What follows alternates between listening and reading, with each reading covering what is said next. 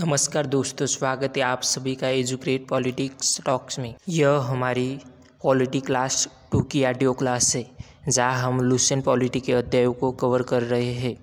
आज हम अध्याय 2 भारतीय संविधान सभा पढ़ने जा रहे हैं। यह टॉपिक सभी प्रतियोगी परीक्षाओं जैसे SSC, UPSC, banking, railways, NDA, CDS आदि के लिए बहुत महत्वपूर्ण है। चूँकि यह क्लास ऑडियो क्लास है, इसलिए मैं आप सभी से अनुरोध करता हूँ कि आप अपने लुसेंट की किताब खोलें और चैप्टर 2 भारतीय संविधान सभा को देखें। मैं जो भी बताऊंगा उसे ध्यान से सुने और समझें। अध्याय 2 भारतीय संविधान सभा। कैबिनेट मिशन की संतुक्तियों के आधार पर भारतीय संविधान की निर्माण करने वाली संविधान सभा का गठन जुलाई 1946 में किया गया।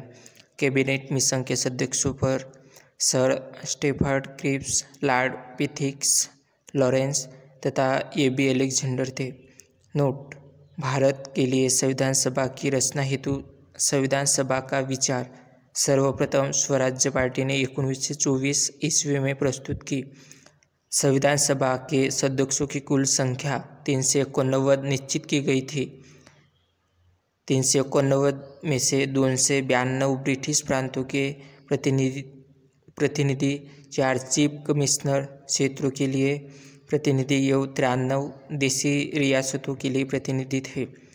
मिशन योजना के अनुसार जुलाई 1946 में संविधान सभा का चुनाव हुआ। कुल 389 सदस्य में से प्रांतों के लिए निर्धारित 296 सदस्यों के लिए चुनाव हुए, जिन्हें विभिन्न प्रांतों की विधानसभाओं द्वारा चुना गया। इसमें कांग्रेस को 208, मुस्लिम लीग को 73 स्थान एवं 15 अन्य दलों के तथा स्वतंत्र उम्मीदवार निर्वाचित हुए। 9 दिसंबर 1946 को संविधान सभा की प्रथम बैठक नई दिल्ली स्थित काउंसिल चैम्बर के पुस्तकालय भवन में हुई। सभा के सबसे बुजुर्ग सदस्य डॉक्टर सच्चिदानंद सिन्हा को सभा का अस्थायी अध्यक्ष चुना गया। मुस्लिम लीग ने इस बैठक का बहिष्कार किया और पाकिस्तान के लिए बिल्कुल अलग संविधान सभा की मांग प्रारंभ कर दी। नोट: हैदराबाद एक ऐसी देशी रियासत थी जिसमें प्रतिनिधि संविधान सभा में सम्मिलित नहीं हुए। प्रांतों या देशी रियासतों को उनकी जनसंख्या के अनुपात में संविधान सभा में प्रतिनिधित्व दिया गया। साधारणतः 10 लाख की आबादी पर एक स्थान का आवंटन किया गया था। प्रांतों का प्रतिनिधित्व मुख्यतः 3 प्रमुख समुदायों की जनसंख्या के आधार पर विभाजित किया गया था। ये समुदाय थे मुस्लिम, सिख एवं साधारण। संविधान सभा की प्रमुख समितियों एवं उनके अध्यक्ष। संचालन समिति के अध्यक्ष डॉक्टर राजेंद्र प्रसाद। संघीय संविधान समिति के अध्यक्ष पंडित जवाहरलाल नेहरू। प्रांतीय संविधान समिति के अध्यक्ष सरदार वल्लभभाई पटेल। प्रारूप समिति के अध्यक्ष डॉक्टर भीमराव अंबेडकर। संघ समिति के अध्यक्ष पंडित जवाहरलाल नेहरू। मौलिक अधिकारों एवं अल्पसंख्यकों एवं जनजातियों तथा बहिष्कृत क्षेत्रों के लिए सलाहकार समिति के अध्यक्ष सरदार वल्लभभाई पटेल। राष्ट्रध्वज संबंधी समिति के अध्यक्ष डॉक्टर राजेंद्र प्रसाद। प्रक्रिया नियम समिति के अध्यक्ष डॉक्टर राजेंद्र प्रसाद। नोट: मौलिक अधिकारों, अल्पसंख्यकों एवं जनजातियों तथा बहिष्कृत क्षेत्रों के लिए सलाहकार समिति के अंतर्गत 5 उपसमितियाँ थीं। ये मौलिक अधिकार उप समिति के अध्यक्ष JB कृपालनी थे। बी. अल्पसंख्यक उप समिति के अध्यक्ष S.C. मुखर्जी थे। सी. उत्तर पूर्व सीमांत जनजातीय क्षेत्र असम को छोड़कर तथा आंशिक रूप से छोड़े गए क्षेत्र के लिए उप समिति के अध्यक्ष गोपीनाथ बोरदोलोई थे। डी. छोड़े गए एवं आंशिक रूप से छोड़े गए क्षेत्रों असम में संचित क्षेत्रों के अलावा के लिए समिति के अध्यक्ष A.V. ठक्कर थे। उत्तर पश्चिम फ्रंटियर जनजातीय क्षेत्र उप समिति के अध्यक्ष पाकिस्तान में शामिल होने के कारण इसे भारत की संविधान सभा की तरफ से कार्य करने के लिए नहीं बुलाया गया। संविधान सभा में ब्रिटिश प्रांतों के 296 सदस्यों का विभाजन सांप्रदायिक आधार पर किया गया था। संविधान सभा 1946 में समुदाय आधारित प्रतिनिधित्व, हिंदू सदस्यों के समुदायों की संख्या 163, मुस्लिम समुदाय सदस्यों की संख्या 80, अनुसूचित जाति सदस्यों की संख्या 31, भारतीय ईसाई सदस्यों की संख्या 6, पिछड़ी जनजाति सदस्यों की संख्या 6, सिख सदस्यों समुदाय की संख्या 4, एल्गो इंडियन सदस्यों की संख्या 3, पारसी समुदाय सदस्यों की संख्या 3, कुल 296 सदस्य थे। संविधान सभा 1946 में कुल 296 प्रतिनिधित्व सदस्य थे। संविधान सभा में महिला सदस्यों की संख्या 15 थी। 1. अम्मू स्वामीनाथन, मद्रास सामान्य निर्वाचन क्षेत्र से। 2. एनी मेस्केरिन, त्रावणकोर एवं कोच्चिन यूनियन। बेगम एजाम रसूल, संयुक्त प्रांत मुस्लिम। दक्षाने विल्लादून, मद्रास सामान्य। जी. दुर्गाबाई, मद्रास सामान्य। हंसा मेहता, बॉम्बे। कमला चौधरी, संयुक्त प्रांत। लीला रे, पश्चिम बंगाल। मालती चौधरी, उड़ीसा। पूर्णिमा बनर्जी, संयुक्त प्रांत। रेणुका रे, पश्चिम बंगाल। सरोजिनी नायडू, बिहार। राजकुमारी अमृत कौर, मध्य प्रांत और बरार। सुचेता कृपाणी, संयुक्त प्रांत। विजया लक्ष्मी पंडित, संयुक्त प्रांत। 11 दिसंबर 1946 को डॉक्टर राजेंद्र प्रसाद संविधान सभा के स्थायी अध्यक्ष निर्वाचित हुए। संविधान सभा ने 2 उपाध्यक्ष बनाने का संकल्प लिया, जिसके तहत पहले उपाध्यक्ष एच.सी. मुखर्जी 25 जनवरी 1947 को एवं दूसरे उपाध्यक्ष वी.टी. कृष्णमाचार्य 16 जुलाई 1947 को चुने गए।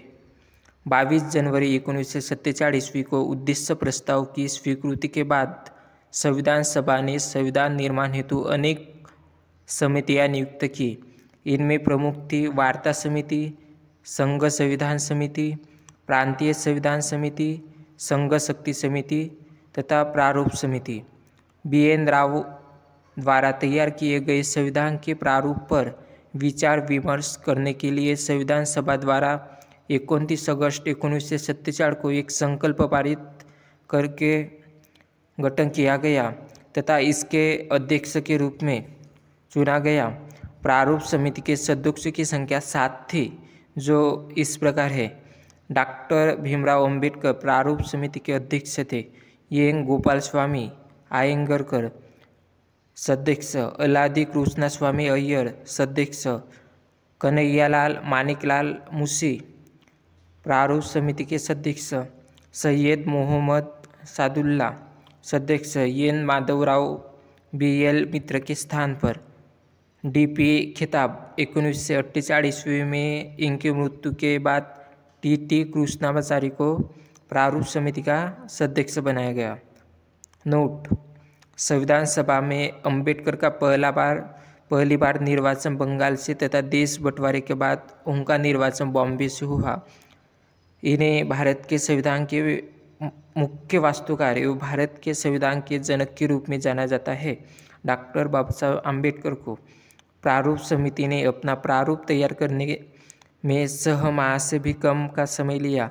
इस दौरान उसकी कुल 141 बैठकें हुई थी। 3 जून 1947 ईस्वी को योजना के अनुसार देश का बंटवारा हो जाने पर भारतीय संविधान सभा की कुल सदस्य संख्या 324 नियत की गई थी, जिनमें 235 स्थान प्रांतों के लिए और 89 स्थान देशी राज्यों के लिए थे। कैबिनेट मिशन 1945 ईस्वी के प्रस्ताव पर गठित अंतरिम मंत्रिमंडल 2 सितंबर 1946 ईस्वी।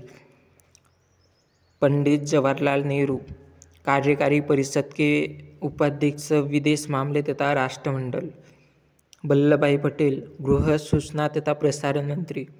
बलदेव सिंह रक्षा मंत्री, जान मथाई उद्योग तथा आपूर्ति मंत्री, सी राजगोपालाचारी शिक्षा मंत्री, सी.एच. भाभा कार्य खान एवं बंदरगाह मंत्री, राजेंद्र प्रसाद खाद्य एवं कृषि मंत्री, आसफ अली रेलवे मंत्री, जगजीवन राम श्रम मंत्री। मंत्रिमंडल में शामिल मुस्लिम लीग के सदस्य 26 अक्टूबर 1946।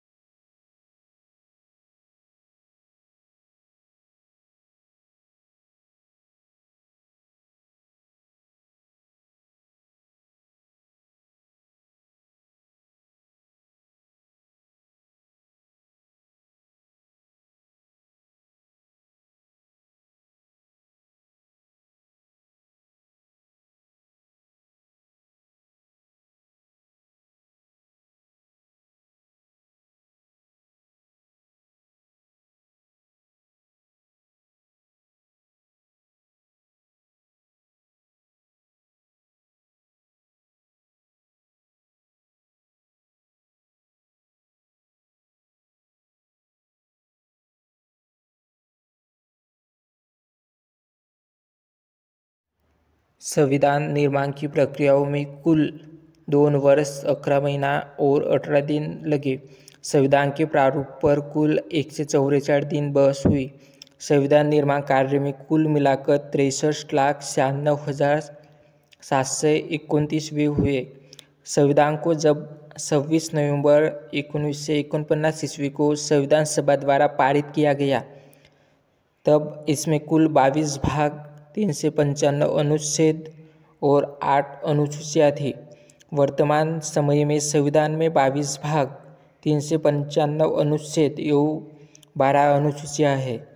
संविधान के कुल अनुच्छेदों में से 15 अर्थात 5, 6, 7, 8, 9, 60, 324, 367, 367, 379, 380, 388, 391, 392 तथा 393 अनुच्छेदों को 26 नवंबर 1949 ईस्वी को ही प्रवर्तित कर दिया गया, जबकि शेष अनुच्छेदों को 26 जनवरी 1950 ईस्वी को लागू किया गया। संविधान सभा की अंतिम बैठक 24 जनवरी 1950 ईस्वी को हुई और उसी दिन संविधान सभा के द्वारा डॉक्टर राजेंद्र प्रसाद को भारत का प्रथम राष्ट्रपति चुना गया। संविधान सभा 26 जनवरी 1950 से 1991-92 में हुए आम चुनावों के बाद बनने वाली नई संसद के निर्माण तक भारत की अंतरिम संसद के रूप में काम किया। संविधान सभा द्वारा किए कुछ अन्य कार्य। इसमें मई 1949 में राष्ट्रमंडल में भारत की सदस्यता का सत्यापन किया। 2. इसने 22 जुलाई 1947 को राष्ट्रीय ध्वज को अपनाया। 3.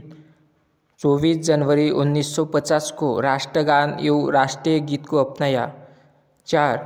24 जनवरी 1950 को डॉक्टर राजेंद्र प्रसाद को भारत के पहले राष्ट्रपति के रूप में चुना गया।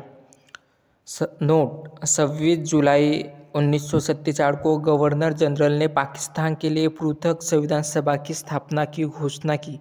संविधान सभा द्वारा हाथी को प्रतीक मोहर के रूप में अपनाया गया था। मूल संस्करण का सौंदर्यीकरण और सजावट शांति निकेतन के कलाकारों ने किया था, जिन नंदलाल बोस और बी.आर. राम मनोहर सिन्हा थे। मूल संविधान के हिंदी संस्करण का सुलेखन वसंत कृष्ण वेद द्वारा किया गया, जिसे नंदलाल बोस द्वारा सुंदर ढंग से अलंकृत किया गया। Note: H.V.R. अयंकर को संविधान सभा का सचिव नियुक्त किया गया था।